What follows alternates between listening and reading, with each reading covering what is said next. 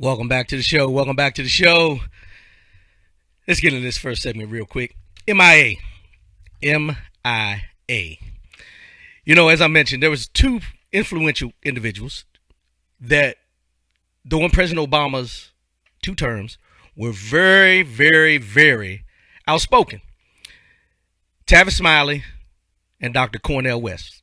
Tavis Smiley and Dr. Cornel West. Now, during President Obama's time, you know, you've seen a lot of interviews with them where they were, I was just going to say, tearing President Obama down for his policies, tearing him down about what he wasn't doing, and everything. But let me just say this: I haven't heard from these two at all since the new president has taken office. Let me say that again: I have not heard from either of these two individuals since the new president has taken office. Now, they got a lot of camera time during President Obama's time. Now, I don't know if that was because of the media wanted to put, you know, the brother man against the brother man or whatever, or what they were saying. They wanted to get out there and everything, but I have not seen either of these people. Well, I seen Tavis Smiley when he was going through his little thing that he had. When he had the controversy going on at PBS about how he supposedly was, you know, unprofessional in the workplace, unprofessional relationship, that kind of thing. Whatever. But other than that, I have not seen them together, and I have not seen them talking about the shortcomings of the current president. Not in any capacity of what they felt they needed to put out there about President Obama. Now, the differences with President Obama had to do with this: not doing enough for the African American community. They said President Obama was not doing enough as our first so-called black president. He wasn't doing enough for the black community, and they were up in arms about it. Now, also, they said the unemployment levels in the black community were not acceptable. They were not acceptable. And then they also mentioned that poverty levels among African Americans in the black community, however you want to put it, they were so upset, mad, bewildered, I'm going to use all those words you can think of, about how President Obama, how they didn't feel. Let me say that. How they didn't feel President Obama was doing what he should have been doing for the African American community while his time in office, because they felt that he was in there. He should have been doing more. They didn't think he was doing enough. They went on a 2-week, 15-city poverty tour, aimed at forcing the powers that be to focus on the least among us and getting President Obama to, quote unquote, wake up. 2-week, 15-city tour. They went around. They talked about what he wasn't doing. They were trying to get him to wake up because they were going out into these impoverished communities and talking to the people. And they wanted President Obama to wake up and see that this poverty, unemployment, what he was not doing for the African American communities, they wanted to show how it was affecting them. But let me go back for a minute and let you know something about what I think and what I've done my research, as I always do, what I think may have been the cause for them to have this opinion about President Obama. Now, mind you, when they said their opinions, they put it specifically at policy. So they say. But you know, there's always some undertones to what people do and why they do what they do when they do what they do. And if you didn't understand that, watch what I do with the doo-doo that I'm about to do. Here we go. Tavis Smiley invited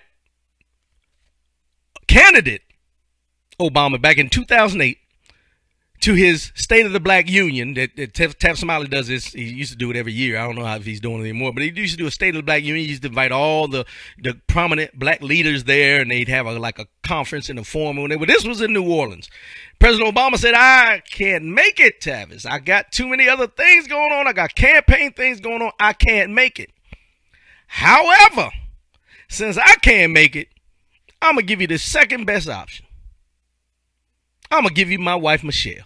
I'm going to let Michelle come and sit in on your State of the Black Union so she can be a part of it, so people can get to know her and figure out what her mindset is, and she will be my representative at the State of the Union at that time back in 2008 New Orleans. Tavis Smiley said, no, I don't want Michelle. He was mad because President Obama, candidate Obama, told him no. He wasn't coming. He had something else he had to do. So I read these things and it's like he expected the candidate Obama to drop everything he had to do or everything he had already had planned scheduled, to drop it to attend the State of the Black Union meeting that he has every year. President Obama said no. Well, candidate Obama, I keep saying President. Candidate Obama said no. I got other campaign things, but I'm going to give you this second big option. I'm going to give you my wife. She can come down there. Michelle can come down there. She's a great spokesperson. She can handle it. Put her in there as the next best thing. Tavis said no. So there was some rift there because he didn't drop everything to come to Tavis Smiley and do this event. Now, the problem with that is that Tavis Smiley, being a black man, felt that this man running for president who looked like he would become president, and he's been putting his neck out for and speaking about and trying to get him campaigning for him and doing all this, felt that he should drop everything and come to Tavis's thing. It don't happen that way, people. It don't happen that way. Schedules are schedules. And I get tired of this sometimes where we feel when someone looks like us, we're supposed to drop everything to do what they want because they look like us. If he had other commitments, he had other commitments. Don't hold that against him. But you took this and took it all the way to another level. When you decided that y'all was going to go on these tours to down talk him in the public and in the media and everything about his policies that you didn't feel he was doing for black communities, but it all geared around the fact that he didn't come and do something that you wanted to do at the time you wanted him to do it. I don't get it. Now that's just Tavis right there. Let's go to Cornel West. Excuse me, Dr. Cornel West. Dr. Cornel West, he campaigned hard for candidate Obama during the time. He was out there. I remember seeing him on a lot of shows. He was campaigning for him. He was talking about this brother is good. He should be in there. He can do this. He can do that. He can do this. He can do that. And he did all this campaigning. Now, I don't know if they was tight. I don't know if they was friends because I couldn't find anything said that. But at the time he got elected, when candidate became president and he was getting ready to get elected, Dr. Cornel West was upset because he didn't get invited to the inauguration. Let me say that again. Dr. Cornel West, who did go out and campaign for him. I remember he was on a lot of news shows and everything. I don't know if he was an official. Let's be clear now. I don't know if he was an official spokesman or official campaign person for candidate Obama, but he was out there in the streets, beating the pavement, trying to get the vote out. But when he didn't get a ticket to the inauguration, he felt slighted. Case in point, that's when him and Tavis started going on this round robin, going in all these communities, going out on these tours, telling people that he ain't doing this for us, he ain't doing that for us. All these things stem from the fact that they felt slighted when he was a candidate. So now I'm going to tear you down because you're president. I have a problem with this. I have a problem. And don't get me wrong. I may have came up to my own conclusions by what I read, but I can read. And I've been around long enough to know that people will do things out of spite sometimes just because you don't fit into what they want at the time they want you to fit into it. I bring this up because now with everything that's going on with this current president, I haven't seen a Tavis Smiley. I haven't seen a Cornel West. Hell, I ain't seen a Jesse Jackson. I see Al Sharpton every blue moon. You know, new Al Sharpton, little Al Sharpton, not big Al Sharpton, little Al Sharpton. So I don't know if he's giving the same energy he used to give when he was big Al Sharpton. But I digress. Let me get back. I ain't seen none of them. I ain't seen none of them on the news. I ain't seen none of them making no issues. I ain't seen none of them. Excuse me. I haven't seen any of them. Get my grammar right. Any of them anywhere talking about what he is not doing for the African American community at this time. Nobody is out there speaking. The only one that I've seen speaking that nobody wants to hear from, the Honorable Louis Farrakhan. And you ain't going to see him, you aren't going to see him on mainstream media.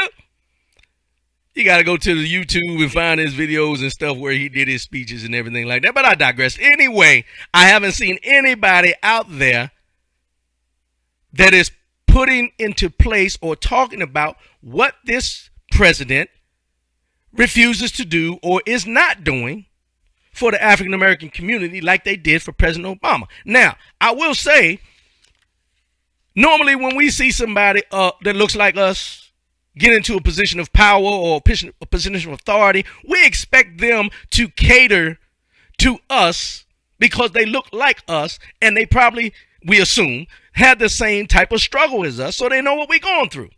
Understood. But there's certain rules and regulations that have to be followed as well. I just can't go against everything just to make sure my people are taken care of. Now, somebody out there will argue and say, well, the other folk been doing it for a long time. Two wrongs don't make a right. There's an integrity issue as well that comes along with that.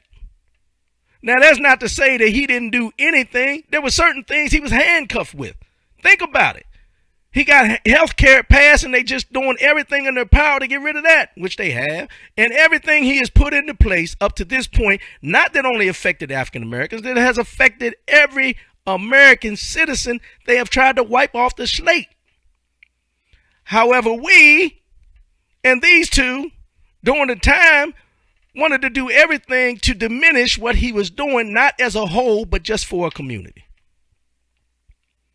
So if any of y'all out there got direct numbers to Tavis Smiley or Dr. Cornel West, pick up the phone, call them, tell them call, brother. Tell them we was just concerned, we haven't seen them, we were making sure they was all right. Tell them it's one of them, what they call it? A welfare check. We doing a welfare check on Dr. Cornel West and Tavis Smiley. That's what we doing. We doing a welfare check to find out and make sure that they're all right. Because I ain't seen them, I ain't heard from them. So y'all do that for me. We're going to go to the next music. When we come back, Mind, Body, and Soul. We'll be back in a minute on Speak On It.